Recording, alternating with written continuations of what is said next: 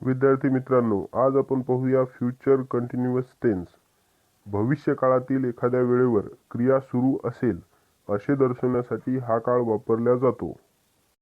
क्रिया सुरू असण्याची शक्यता व्यक्त करण्यासाठी सुद्धा हा काळ वापरला जाऊ शकतो. जसे की तो तुझी वाट पाहत असेल. सर, या काळाची ओळख कशी करायची?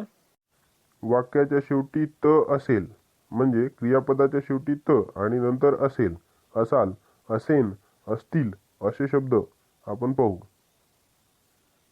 रचना करता वेळेस कर्ता प्लस विल बी क्रियापद त्याला ING असे वापरू. जसे की तो येत असेल, ही विल बी कमिंग. बरोबर. तो झाला कर्ता, त्यानंतर विल बी आणि कमला ING म्हणजे coming. He will be coming. तो अभ्यास करत असेल, ही विल बी स्टडिंग. मी उद्या यावेळेस शिकवत असेल, I will be teaching this time tomorrow. तो टीव्ही पाहत असेल, he will be watching TV. तो जात असेल, ही विल बी गोईंग. तो हसत असेल, ही विल बी लाफिंग. तो झाडांना पाणी देत असेल, he will be watering the plants. तुम्ही लवकरच इंग्रजी बोलत असाल, you will be speaking English very soon. मुले खेळत असतील, बॉईज विल बी प्लेइंग. एखादी क्रिया भविष्यात होईल असे सांगण्यासाठी सुद्धा चालू भविष्यकाळ वापरला जाऊ शकतो. I will be meeting him tomorrow. मी त्याला उद्या भेटेन. चालू काळात साधारणपणे काही क्रियापदे वापरल्या जात नाहीत. लक्ष द्या, वापरल्या जात नाहीत म्हणजे या क्रियापदांसमोर ING लावला जात नाही. जसे ॲडोर म्हणजे पूज्य मानणे, ॲफोर्ड म्हणजे परवडणे, ॲग्री सहमत असणे, अम्यूज करमणूक करणे, मनोरंजन करणे, अट्रॅक्ट आकर्षित करणे,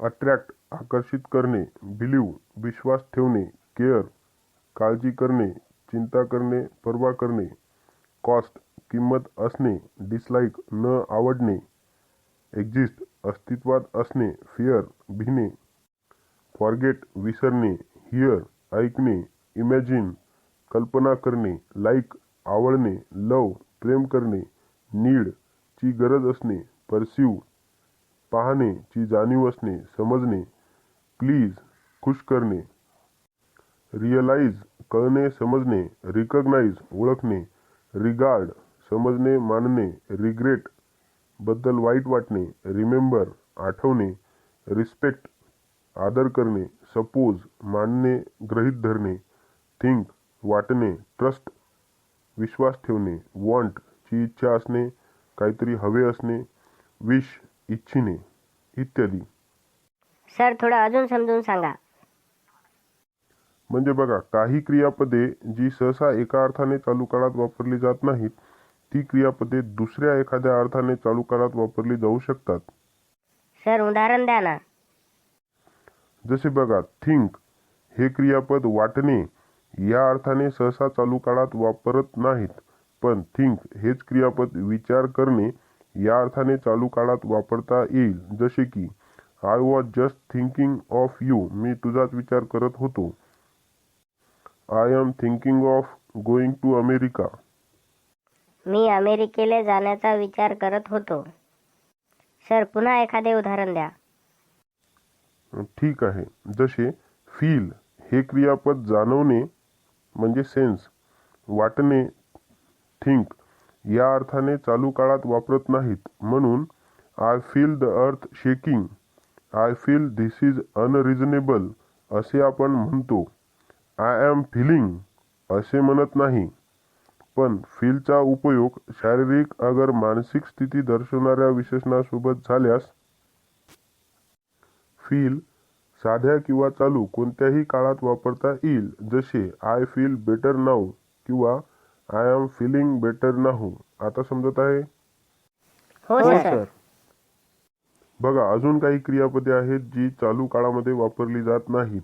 जसे की ॲपियर म्हणजे दिसणे, कन्सिस्ट ऑफ चा बनलेला असणे, कंटेन आत असणे, सामावून घेणे, डिझर्व साठी पात्र असणे, योग्य असणे, डिझायर खूप इच्छिणे, डिस्पाइस तुच्छ लेखणे, डिटेस्ट तीव्र तिरस्कार करणे, फॉरगिव्ह माफ करणे, हेट तिरस्कार करणे, नो माहीत असणे, मीन अर्थ असणे, नोटीस लक्ष देणे, पाहणे, ओन चा मालक असणे, पजेस चा मालक असणे, बाळगणे, प्रिफर पसंत करणे, ला प्राधान्य देणे, रिकॉल आठवणे, रिक्वायर ची गरज असणे, रिसेंबल च्या सारखा असणे किंवा दिसणे, सीम दिसणे, सस्पेक्ट वर संशय घेणे, शंका येणे, अंडरस्टँड समजणे इत्यादी.